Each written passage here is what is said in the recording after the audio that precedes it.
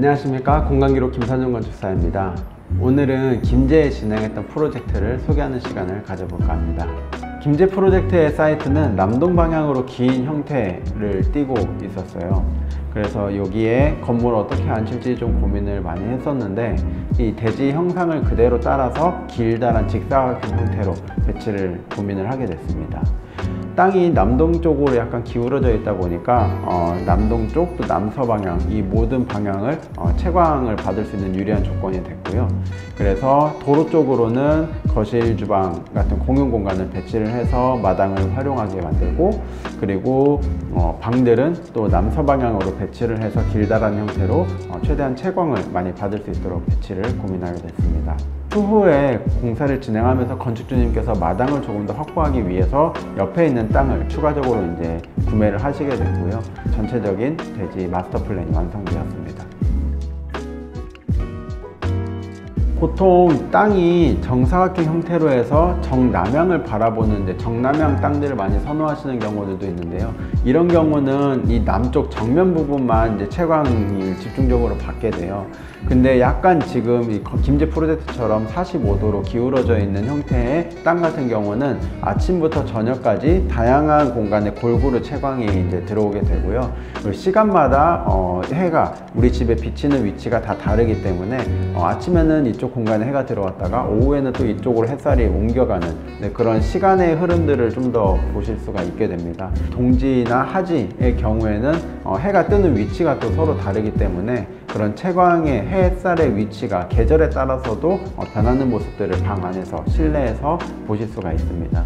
그래서 시간의 흐름 또 계절의 흐름을 공간 안에서 느낄 수 있다는 장점이 있어서 꼭 정남향 땅이 아니더라도 이런 대각선이나 사선으로 좀 틀어져 있는 땅에도 좀 충분히 재미있는 공간들을 만들어낼 수 있습니다. 건축주님께서는 좀 심플하면서도 깔끔한 느낌의 디자인을 원하셨습니다. 그래서 저희는 직사각형 형태로 볼륨을 잡으면서 이제 가장 일반적인 표준화되어 있는 집 하면 떠오르는 이미지인 박공 이미지를 폈는데요.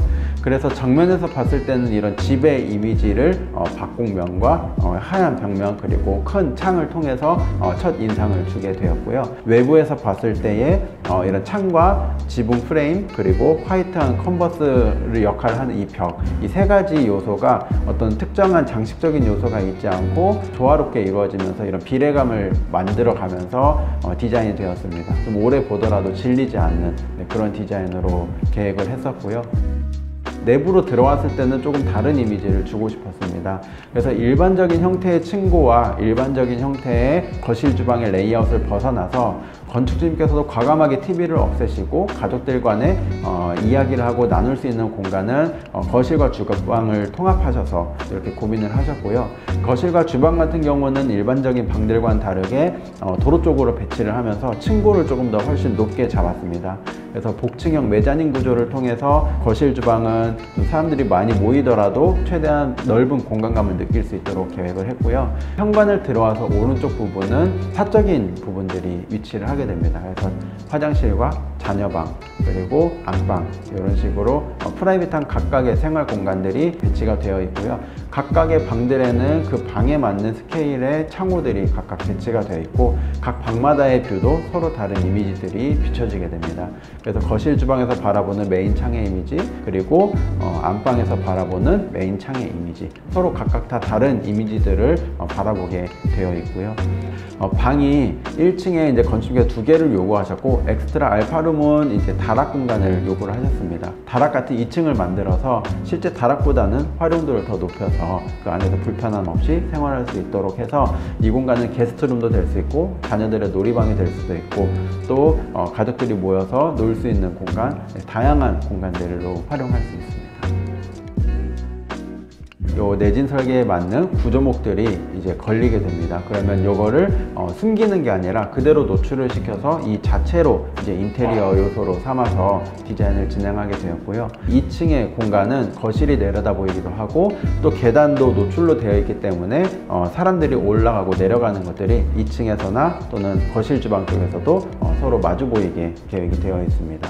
2층의 알파룸은 지붕의 형태를 그대로 살려서 디자인을 적용해서 층고의 변화감이 있습니다. 그래서 어떤 공간은 높고 어떤 공간은 좀 낮고, 그리고 또 거기 뒤쪽으로 바라보인 풍경이 바라보는 또 창호가 있고, 그래서 이런 다양한 디자인, 건축적인 디자인 요소들이 있어서 일반적인 아파트에서 보지 못하는 이런 디자인 요소들을 활용해서 계획했습니다. 김제 프로젝트 같은 경우는 이 천장을 드러내서 이 구조 자체를 하나의 디자인 요소로 활용을 했습니다. 다른 집에는 없는 구성 요소잖아요, 어떻게 보면. 그래서 하나의 이 집만의 아이덴티티를 가질 수 있게 될 것 같고, 밖에서 봤을 때 이 박공 이미지들이 집 안에서도 그대로 박공이 드러나면서 그 가운데에 이런 보호의 역할을 하는 그런 구조 부재들이 굳이 가리지 않고도 노출을 시키면서 하나의 디자인 요소로 활용을 하게 됐던 것 같습니다. 좀 내추럴하고 화이트하고 모던하고 또 심플한 그런 키워드를 가진 디자인 요소들로 처음부터 끝까지 계획이 되었는데요.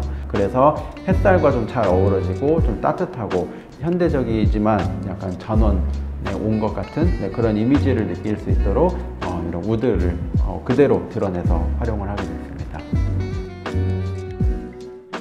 어떻게 보면 이 집은 주방과 거실, 그 중에서도 대면형 주방, 이 주방이 집의 구심점 역할을 하고 있는 것 같아요. 이 주방에 가만히 서 있으면은 다락 같은 2층도 올려다 보이기도 하고, 자녀방 입구와 현관이 보이기도 하고, 그리고 뒤쪽으로는 이제 마당, 뒷마당이 이제 보이기도 하고요. 큰 창으로는 전면마당이 보이기도 합니다. 가운데 서서 아이들이, 자녀들이 어디에 있든지 한눈에 좀 보고 찾고, 자녀들과 소통하고 케어하기 쉽도록 그런 동선과 시선들을 고려해서 주방의 배치 그리고 주방의 레이아웃도 같이 고민하게 됐습니다.